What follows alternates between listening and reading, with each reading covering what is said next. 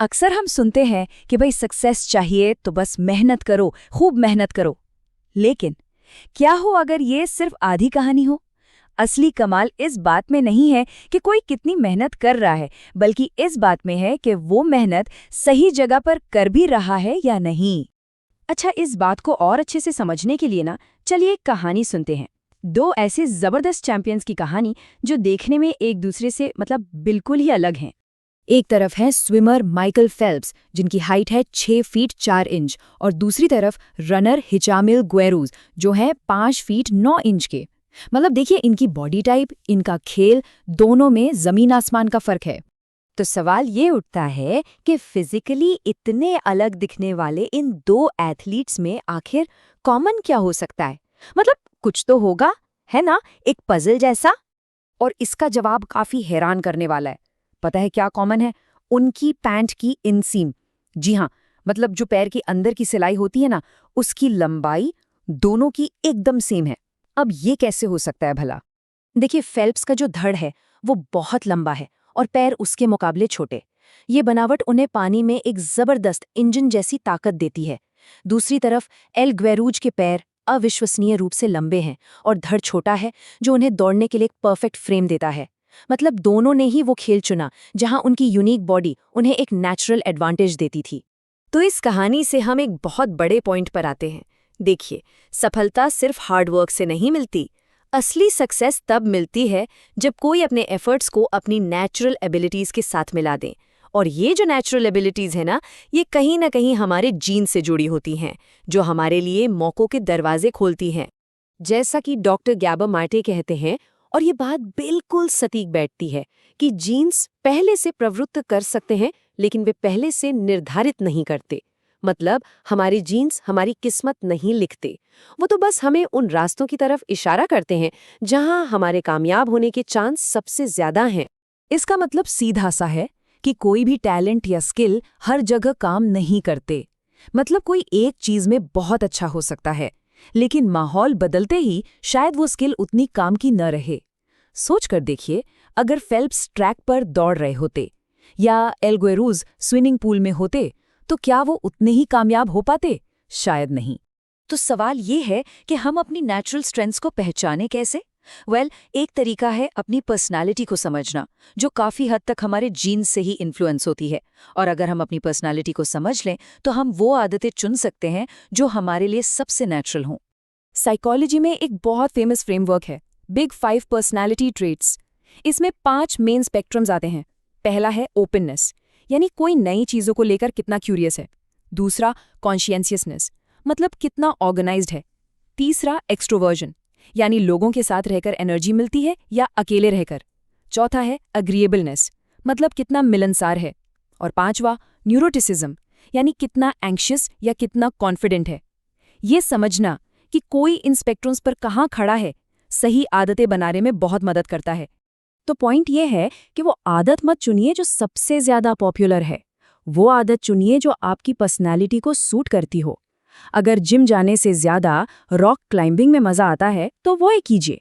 सीधी सी बात है, आदतें तभी टिकती हैं जब उन्हें करने में मजा आए। ठीक है, तो अब हम ये तो समझ गए कि अपनी नेचर के साथ चलना क्यों जरूरी है। लेकिन अब सवाल ये है कि ऐसा माहौल, ऐसा गेम ढूंढा कैसे जाए या बनाया कैसे जाए, जहां हम सबसे ज्यादा कामयाब हो सकें। इसके लिए एक बड़ा अच्छा मॉडल है एक्सप्लोर/एक्सप्लॉइट ट्रेड ऑफ। गूगल का 80-20 रूल इसका एक बढ़िया उदाहरण है।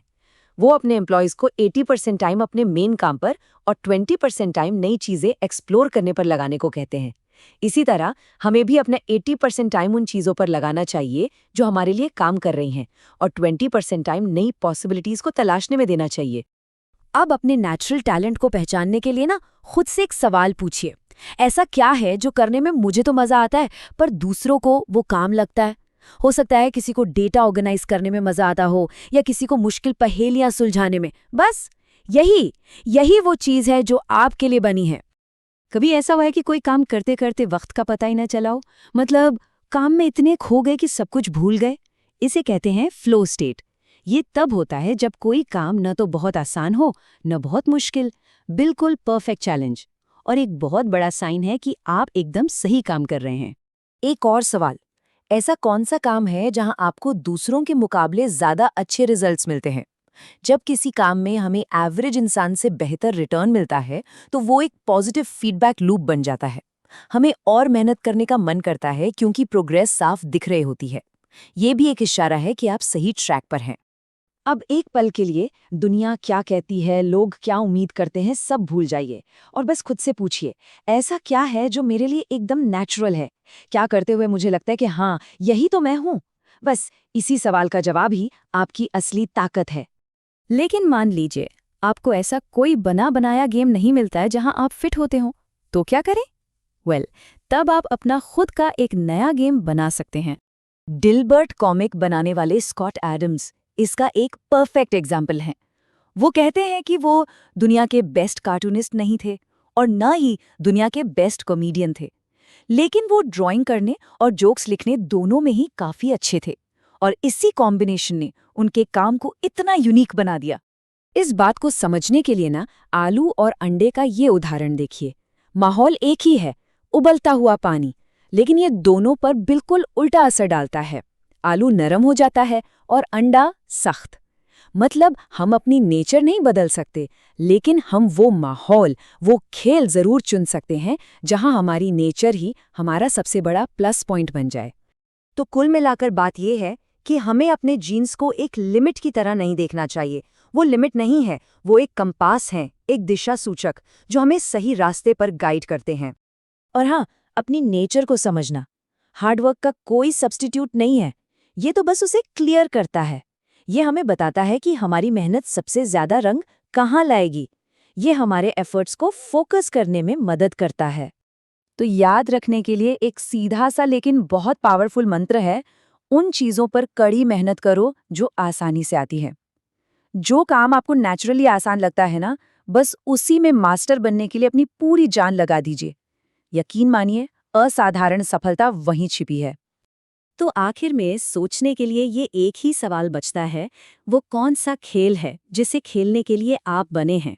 अपने अंदर झांकिए, अपनी नेचुरल स्ट्रेंथ को पहचानिए और उस गेम को ढूंढ निकालिए जिसे जीतने के लिए ही आपको बनाया गया है।